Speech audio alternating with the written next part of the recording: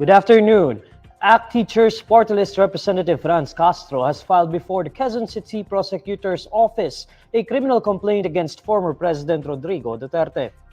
Castro filed a complaint of grave threat under Article 282 of the Revised Penal Code and Section 6 of the Cybercrime Prevention Act of 2012 for the statements Duterte made. In the program, Duterte talked about the confidential fund of his daughter, Vice President Sara Duterte, advising her to say the secret funds will be used to address the long-standing insurgency. The former president also referred to Castro as a target for the use of secret funds, saying she is, quote, one of the ministers who I want to kill. Castro believes ex-President Duterte's threats are linked to her role in scrutinizing the confidential funds and its removal from different offices. The lawmaker says she is only doing her job and that Duterte should be held accountable for his threats. Ginagampanan lang natin yung trabaho natin bilang kongresista, bilang mambabatas. Hindi pwedeng kung oppose ka sa mga sinasabi namin o kung ikaw ay hindi sang-ayon sa aming mga posisyon, hindi pwede yung basta ka na lang na magbabanta sa buhay ng kongresista o kahit na anumang simpleng tao. So hindi dapat ginagawa yun ni dating Presidente Rodrigo Duterte. The Chinese Foreign Ministry rejects the United States' declaration of support to the Philippines after the recent ship ramming incident in the West Philippine Sea. In a strongly worded statement, Chinese Foreign Ministry spokesperson Mao Ning labels the U.S.'s support as a sinister attempt to endorse the Philippines' act of infringement and provocation. 美国国务院罔顾事实，发表违背包括联合国宪章、联合国海洋法公约在内的国际法精神的声明，无端攻击指责中方在中国南沙群岛仁爱礁的正当合法维权执法行动，为菲律宾侵权挑衅行为站台背书，用心十分险恶。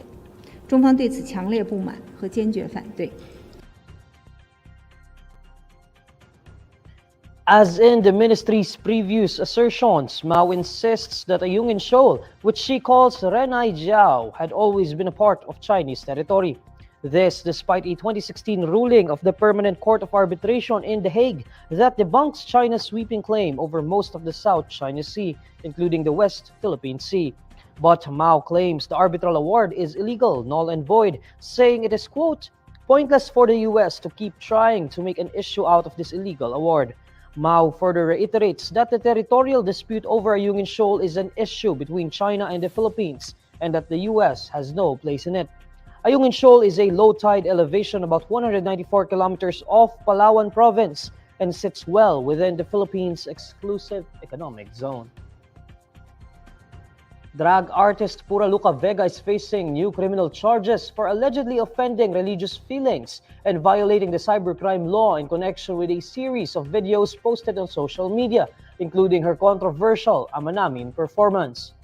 Kapisanan ng social media broadcasters ng Pilipinas Inc. filed before the Pasay Prosecutor's Office complaints against Pura Luka for proliferating vulgar content in the form of music videos. Pura Luka is charged with 6 counts of violation of Article 133 and Sections 2B3 and 2B5 of the Revised Penal Code in relation to Section 6 of the Cybercrime Prevention Act of 2012.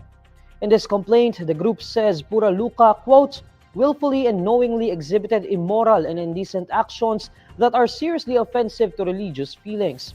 Pura Luka was previously arrested by Manila Police last October 4 over their Ama Namin drag performance that drew the ire of various religious and civil sectors.